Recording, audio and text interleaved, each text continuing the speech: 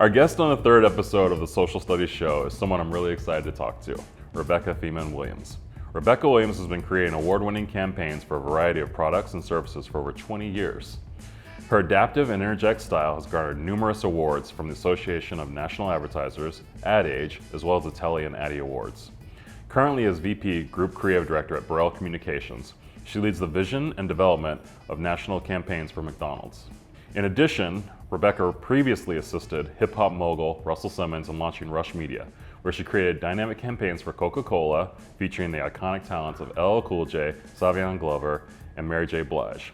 As creative director at Spike DDB, she helped win the McDonald's business and worked on Fox Sports and Sheen accounts. Those are some serious accolades. And when perusing your achievements and interests, I assumed you were black, so I was surprised when I looked at your LinkedIn profile and realized you were white. So after some discussion with the black delegation, we've decided we want to trade Candace Owens for you. So when you saw it, it's always a surprise to people that yes, I am a black woman. Okay, so I was shocked. I did not know this whole thing. You threw me a curveball, which was like, it was a double curveball, because I'm reading all the different things. Yeah. And then I look, I was like, okay, I want to see who this person is. And I'm like, you looked at LinkedIn and you assumed I assumed. And my you know mistake. what happens when you assume. I know. It's like, look at that. I was just. So no, I am not. I am the child of two black parents, Okay. and I am an African American woman. Okay. Yeah, it's been kind of a burden I've had to carry my whole life. Is that? That's not a burden. That's a beautiful thing. It's but you're a red-headed kid with freckles. Mm-hmm. And you're always trying to defend the fact that you're black. Mm-hmm. I come from a very proud black family. Yeah, we were never taught that passing was cool or anything mm-hmm. like that. We were always really proud of our lineage mm-hmm. and our legacy. Mm-hmm. So yeah, proud black woman. Nice. And well, that's the amazing thing. Through your intersection of working with brands such as Afro Punk, Big Brothers and Sisters, Planned Parenthood, Ford and Revlon, puts you at a unique nucleus, merging advertising and activism. So I really thank you for joining us, Rebecca. First of all, I really appreciate that. And I just want to talk to you a little bit about kind of what you're doing with your business and what you're just going on with McDonald's. And so kind of how I discovered Burrell is a friend of mine. He's a photographer in Portland. Of course, we're perusing Instagram and he sends me a message. And it's on your Black and Positively Golden campaign. And so he shows it on Instagram. And in a sense, he was kind of clowning the fact of I was like, I'm loving it, because through the comments section, it kind of just there's a beautiful portraits of these people, just normal everyday people working within McDonald's and that. And the culture was just clowning it. It was really kind of disparaging to kind of see, because I was just like, here's normal everyday people in the culture. And because they're maybe not a hip hop mogul or a songstress or a model or someone in the culture, people weren't jumping on the bandwagon of loving it. And so it's this interesting thing of this arc of black culture and media of things that you love and glom onto and jump on the bandwagon versus when maybe it's more mainstream and more normal and more everyday kind of black American. It's not as romanticized or heroic. So I wanted to talk to you a little bit about that campaign because I thought it was really beautiful. Thank you.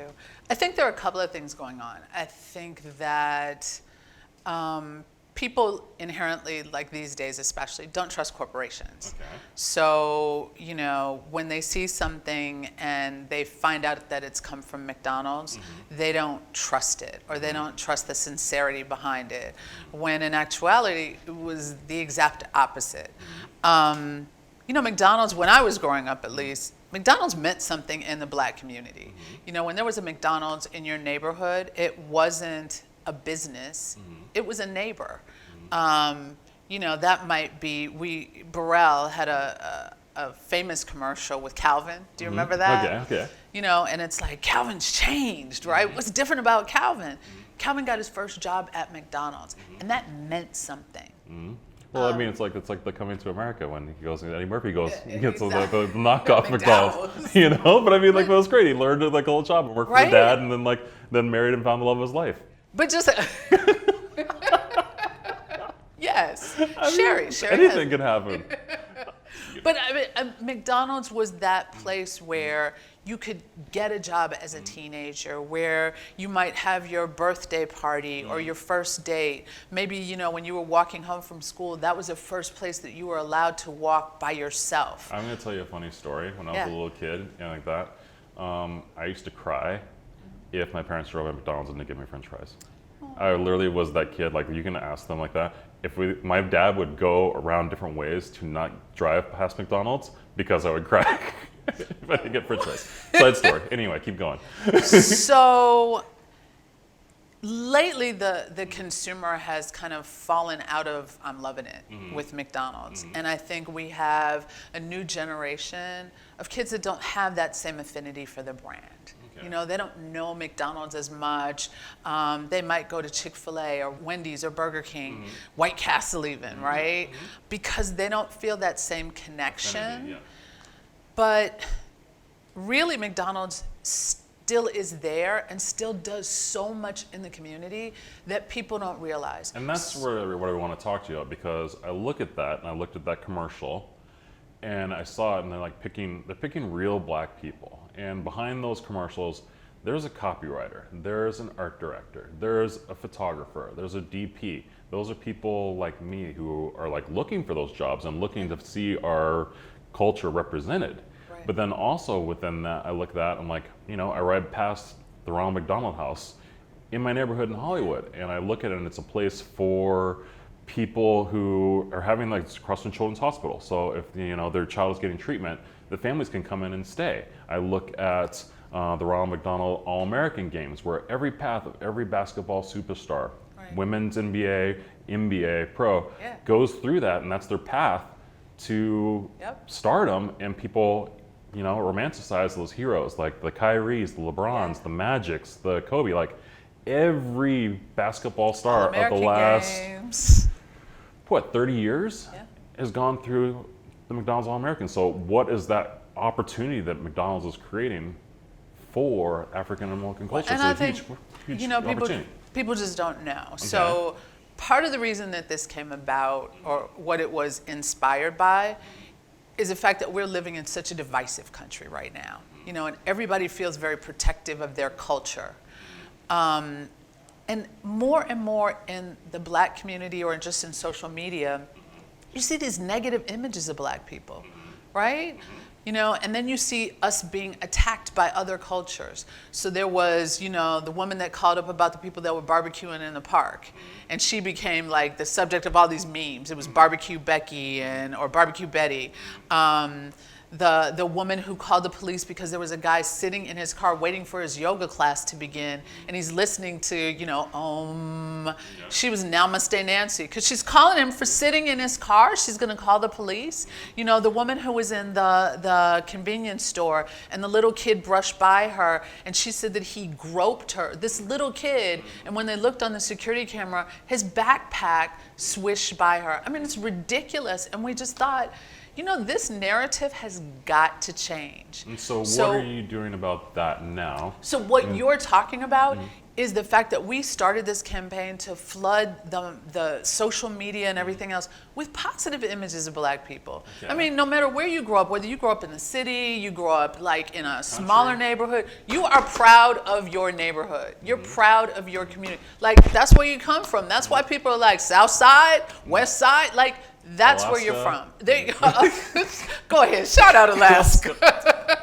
All right. But you're proud of that. So we thought, you know, first of all, people don't see that. They don't see us celebrating all of those positive people and organizations that are doing stuff in our communities. And we know they exist. You know, there are heroes in all of our communities, big and small, that are doing things to help us and to help uplift us.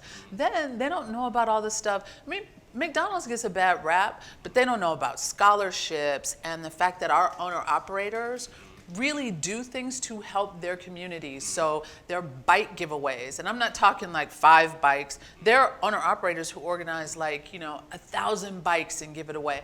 Every year at Thanksgiving, I didn't know this until I came on board.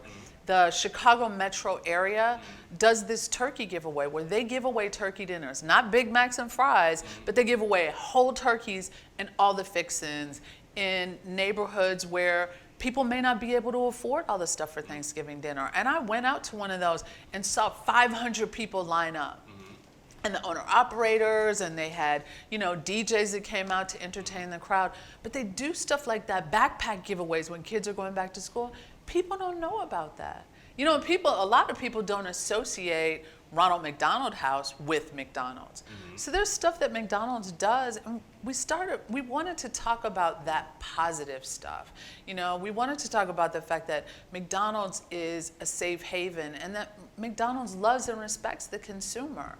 Yeah, so that's great. Yeah, it's like all that bad stuff, and they're trying to do good. Yeah, and I mean, like it's interesting to me, like just seeing that different kind of perspective and just seeing that dichotomy of, like I said, riding my bike past the Ronald McDonald House and like seeing those different perspectives and seeing like living in LA and seeing like the crowd go feverishly for LeBron. I'm like, he came from that background.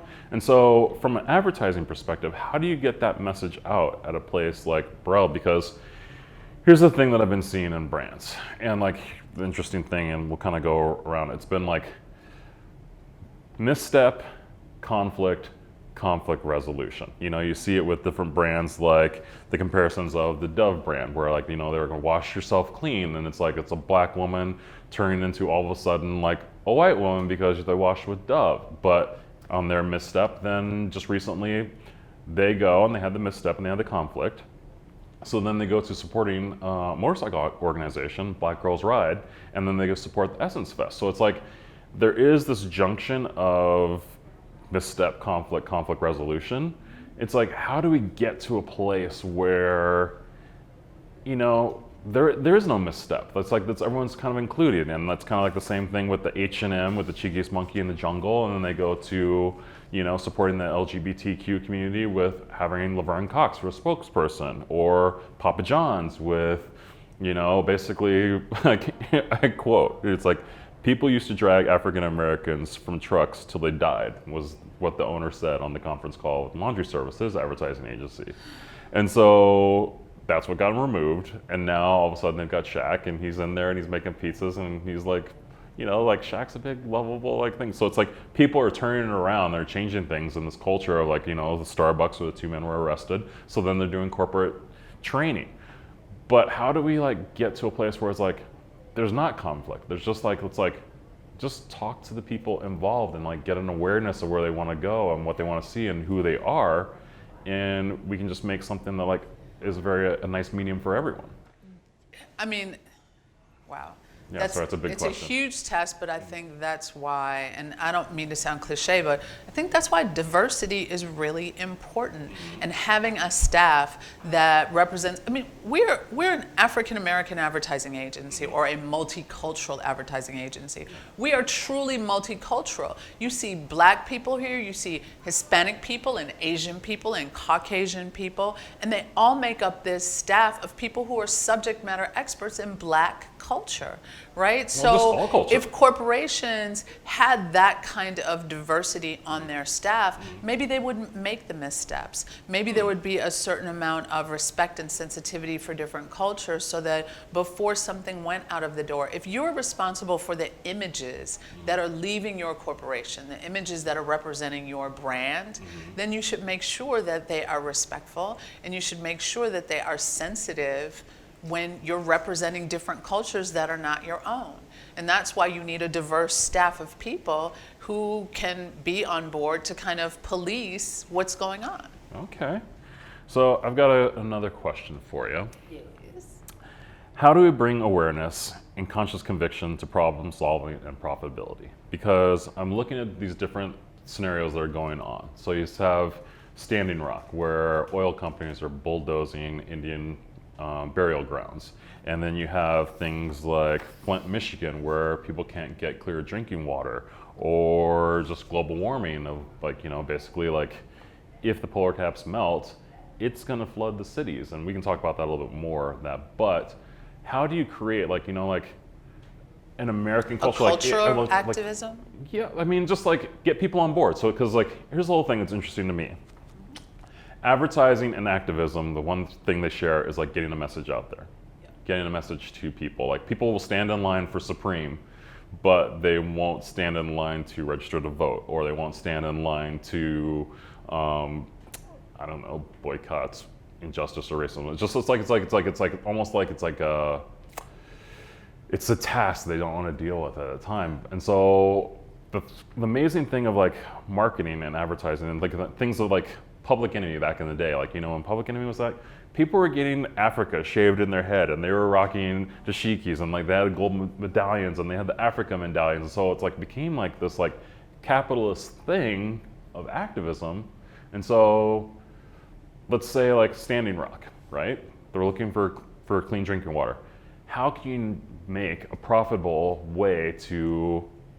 But see, that's the key. You talk about profitable. Activism is not necessarily profitable. Okay. And that's why you don't see advertising campaigns. If a company is advertising something, they're usually making money somehow, right? So how do you get activism to be a thing that, no, it's not going to be profitable. But can in the long run, it'll help everybody. I don't know if it can be profitable, but I do think it's something that corporations should start to invest in. So I'm very long-term heartened. profitability, not necessarily. But here's the thing: when I say profitable, it's not necessarily like money and spirituality can go hand in hand, and social awareness. I think they can. That's just my opinion. I think that So give me an example of how you see that working somewhere. Is Okay. there a concrete example you can give of where you see Okay, that so happening? I'll give an interesting example because people were talking about the whole Jay-Z and the NFL and whether he's selling out or not selling out, so on and so forth. So I posed an interesting question to a friend of mine who asked me the question. I was like, so if you buy a Malcolm X book, where does the money go? To the publishing company. But you think it would also go to the family and to the foundation, right? It might. Okay, but I mean, if there's a percentage, there's a split there. Yeah. So if the money is going back to the foundation and the family and like that, that's helping get the message out there. So you actually have to sell the book to help get the message out because, in a certain sense, is the revolution free?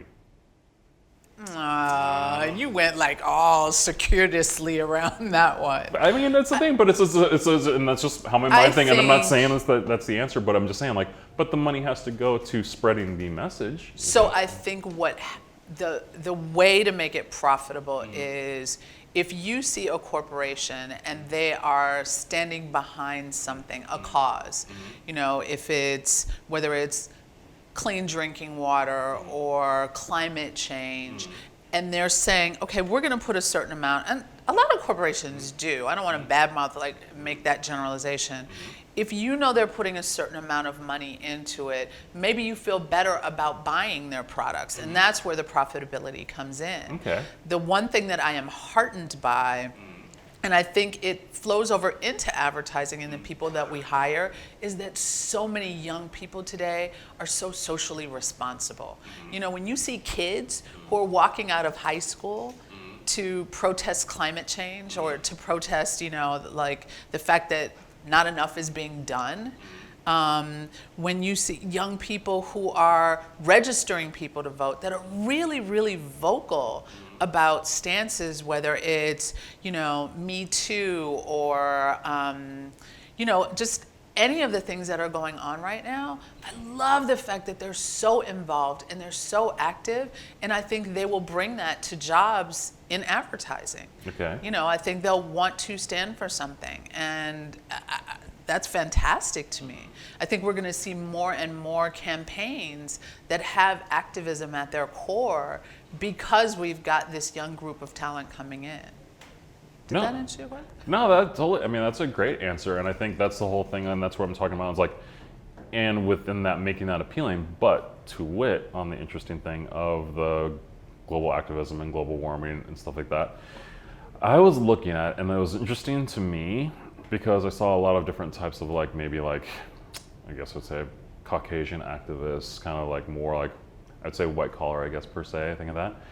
And the thing that was interesting to me is I didn't see as many like hip hop artists or musicians or athletes talking about it on the global climate change strike day.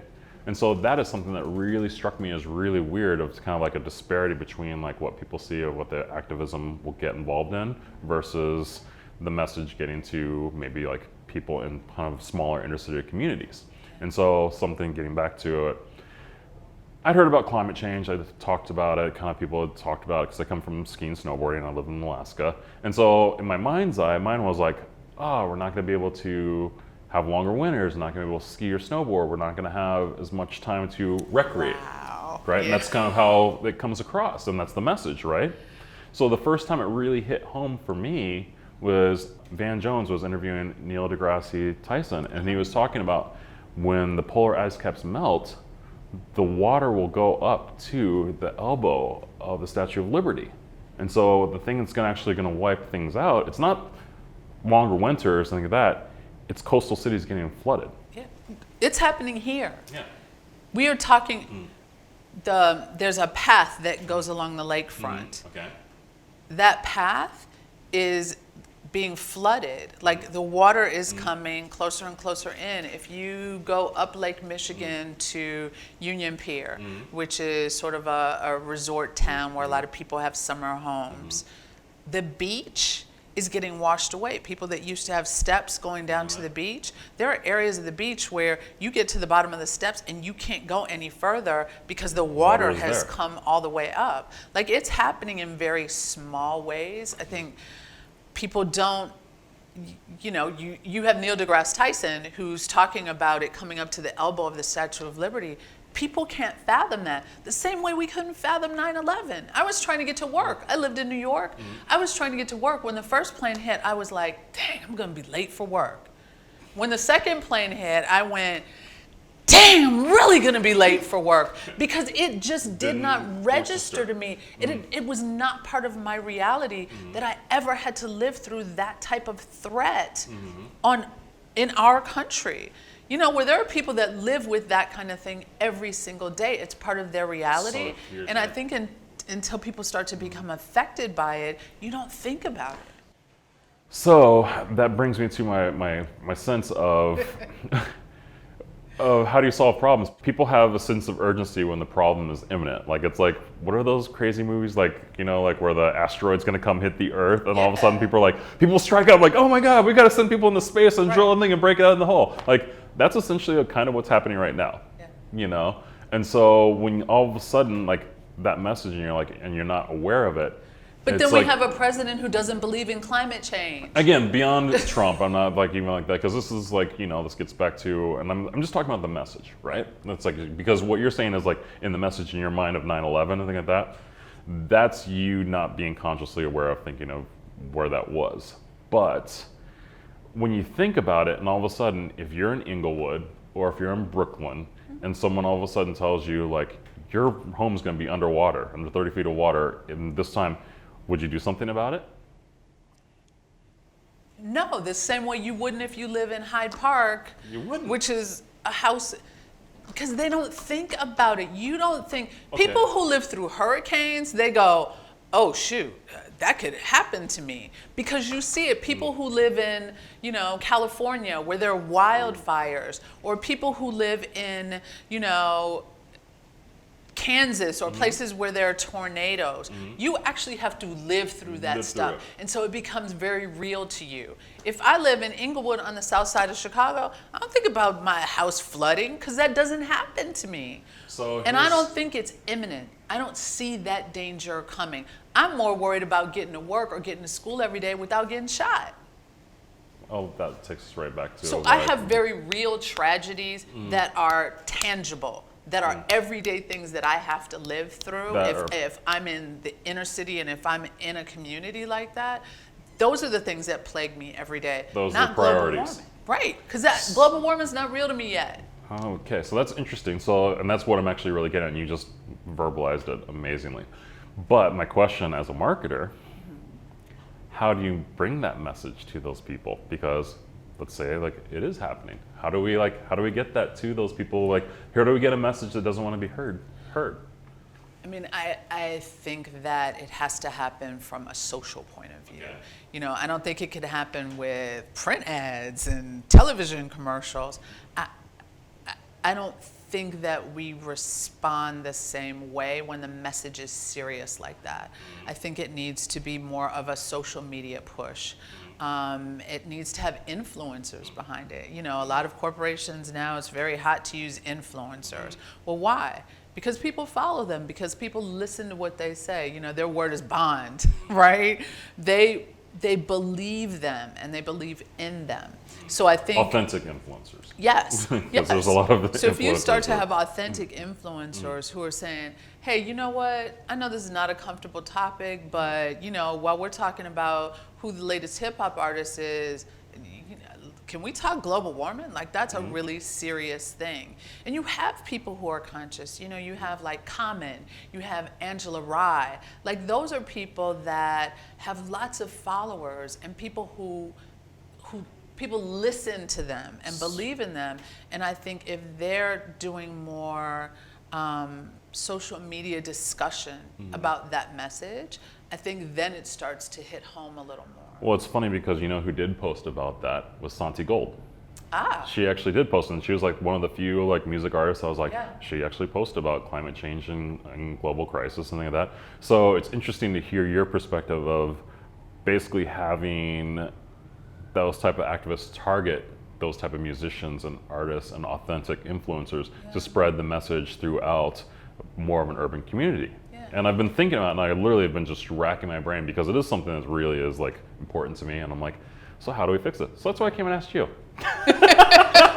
And I gave you a solution. That was a great answer. Honestly, I've been thinking about this probably for 3 years. I mean, you know, remember We Are the World? Oh man. Right? We are the children. But, Yeah, I know. and you remember it. Yeah. Yeah. But that was, you know, Quincy saying, look, here's an important topic. Let's get all these people together to sing about it. And people will pay attention because those are their heroes. Those are the people that they listen to. So someone on that level going and talking about, like, I mean, if we could do a We Are the World for climate change. Yeah. There you go. You just nailed it. There you go. That's amazing. My work here is done. Quincy, call Rebecca. I'm going to give Quincy another thing of that. Let's say, so within that, I actually want to talk to you about the space of creatives, you know, because it's like, here's an interesting intersection where we look at things where like, there's activists and there's entrepreneurs, and like, we're reaching this, like these, like they're driving these two different lanes. And as we go down, like, you know, all of a sudden these lanes are starting to kind of just merge together. And like, for a creative like yourself, like, I mean, I consider myself a creative. I'm not necessarily one or the other. I'm a little mixture of both, like that. But from your level and from your skill set and your experience, how do you go about that? And how do you like perpetuate that onto the youth, onto the next generation of like, you know, people like us going and seeking creative jobs? Because here's the funny thing about it, where I look at like, you know, like the McDonald's work that you've done. I look at that and someone wants to go out there and they want to be that McDonald's All-American and they want to be LeBron. Someone wants to go out there and they want to be that McDonald's worker who owns their own franchise. I want to be that McDonald's customer who is the DP who shot that commercial. And so people aren't necessarily looking into that middle ground where that's the lane that I want to be in. And so how do we get people in that and use that for having more people at the seat of the table in advertising? So I think that when you have a campaign, and this is not to sell my campaign, but part of our goal with Black and Positively Golden is to give access. So you have a millennial and Gen Z audience that's all about, okay, well, what are you doing for me? And they have goals and they have dreams and they have responsibility. And I think that a lot of the time they're more entrepreneurial minded. A lot of the time they're just trying to figure out, what am I going to do with my life? And the one thing that they don't have a lot of the time is access to information. I learned about advertising because I used to play with Benita Burrell. Okay. And we used to color with these pens. But they'd be like dried up. We had to dip them in water and you'd be trying to color and the pen would dry up again. But there was this whole table of markers across the room. And I'd look at the markers and be like, why can't we use those? And she said, oh no, my dad uses those for work. And I was like, for work? what does your daddy do that he gets to color all day? That's amazing. Like all of a sudden, like this world opens when you're like Her hear about was, advertising. Her daddy was Tom Burrell, right? So here you go, wow, well, maybe that's what I want to do when I grow up. You know, and then you start to learn about advertising. I used to go when I worked in New York and speak to schools in the inner city about advertising and what that job entailed and about all of the jobs behind it. You know, when you see a ball player, right, you can be involved in sports and you don't have to be LeBron. You may not have that skill set or that talent, You can be a but coach you or might an be a agent. hell of a manager, right? You might be a great coach. You might be like really, really, you might be a great commentator. But unless you're exposed to those jobs and given access to the information that it takes to get you there, like what's the roadmap? I see this job. How do I get to this job? How do I get to this job? So I think it's really important to have that sort of sense of responsibility to the community that says, you know what, I see you, I know you're trying to get there. I want to try to give you the building blocks. And at McDonald's, we have subject matter experts, right? If I'm a franchise owner, you have no idea the stories that I've told or that I've heard. Okay. Franchise owners, there's one woman who was a single mom and she was just trying to make ends meet to raise her kids. And she started as a crew person at McDonald's. Well, then, you know, she went to the next level. Before you knew it, she had learned all the jobs within McDonald's. She had been a manager and blah, blah, and she went, you know what? What does it take to be an owner? And one of the owner-operators took her under their wing and said, look, this is what you need to do. And now she owns several McDonald's. And she will talk about it and talk about how she had mentors, but how important, and this is something that also like made my heart swell recently, she felt it was really responsible to be a mentor and to have mentees under her. And I recently was in a focus group with a group of young people that were all trying to do things with their lives, and they all had mentors or people that they looked up to, but guess what? They were all coaching people and bringing them up behind them. And they thought that was important. They had that sense of responsibility. I mean, I was like, really? They all had mentees. Yeah, and no, I for think sure. that that's also something that this generation has, this generation that is more activism minded, if you will, that they feel this sense of responsibility to reach back and pull other people up too, which is great. That's awesome. I know I probably veered way off course. No, I mean, honestly, I think that was like just a great summarization. And I mean, I think that's a great way to just kind of leave it. I mean, that was a great show. I really Right. appreciate you having the time to talk to us and like just extend some experience and knowledge. And thank you so much for joining us, Rebecca. Thank you. It was Appreciate it. great.